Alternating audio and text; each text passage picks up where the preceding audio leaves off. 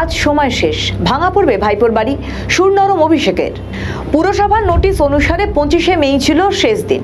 স্বভাবতই প্রশ্ন ওঠে, তাহলে কি এবার তৃণমূলের সেকেন্ড ইন কমান্ড অভিষেক বন্দ্যোপাধ্যায়ের সাধের শান্তিনিকেতনে চলবে বুলডোজার? তবে সবার চিন্তার অবসান ঘটালেন খোদ অভিষেক বন্দ্যোপাধ্যায়।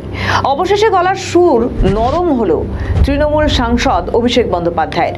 এবার সরাসরি কলকাতা পৌর নিগমকে চিঠি দিয়ে সময় চেয়ে নিলেন তৃণমূল কংগ্রেসের সর্বভারতীয় সাধারণ সম্পাদক। বলাই বাহুল্য, এর আগে রাজ্য সরকারের নির্দেশে তৃণমূল সাংসদদের সম্পত্তির উৎস খুঁজতে তদন্তের পাশাপাশি অভিষেকের বাড়ির বেআইনি অংশ ভাঙার নোটিশ দেয় কলকাতা পুরসভা।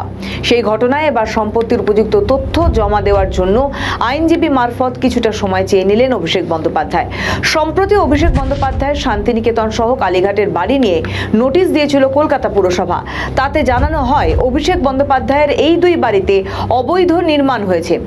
188 হরিশ মুখার্জি রোড, 121 কালীঘাট রোডে অভিষেক হার্ডওয়্যার দোকানটি যে বাড়ির নিচে, সেই বাড়িতেও কিছু অবৈধ নির্মাণের অভিযোগ উঠেছে। সেই কারণেই নোটিশ পাঠানো হয়। শুধু তাই নয়, ওই সম্পত্তি সংক্রান্ত উপযুক্ত তথ্য দিতে বলা হয়েছিল অভিষেক বন্দ্যোপাধ্যায়কে। ওই নোটিশে এও জানানো হয়, তৃণমূল সাংসদদের দুটি বাড়ির অবৈধ নির্মাণ ভেঙে ফেলার নির্দেশ রয়েছে। আগামী 7 দিনের মধ্যে ভেঙে ফেলতে হবে সেগুলি।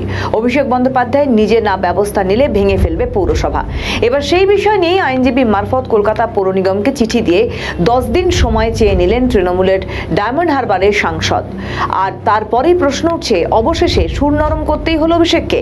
উল্লেখ্য, এর আগে কালীঘাট এবং হরিশ মুখার্জি রোডের বাড়ি ভাঙা নিয়ে সাংবাদিকদের প্রশ্ন এড়িয়েছিলেন অভিষেক বন্দ্যোপাধ্যায়। বরং পাল্টা তিনি জানান, কলকাতা পুরসভা তার বাড়ির দুটি ঠিক কোন অংশগুলিকে অবৈধ ঘোষণা করেছে তা আলাদা করে চিহ্নিত করে দেওয়া হোক, তারপরেই তিনি উত্তর দেবেন। আমাদের ভিডিও ভালো লাগলে লাইক ও শেয়ার করুন, কমেন্ট সেকশনে আপনাদের মতামত জানান। আরও ভিডিও পেতে আমাদের চ্যানেলটিকে সাবস্ক্রাইব করুন এবং প্রতি মুহূর্তে খবরের আপডেট পেতে প্রেস করুন বেল আইকন।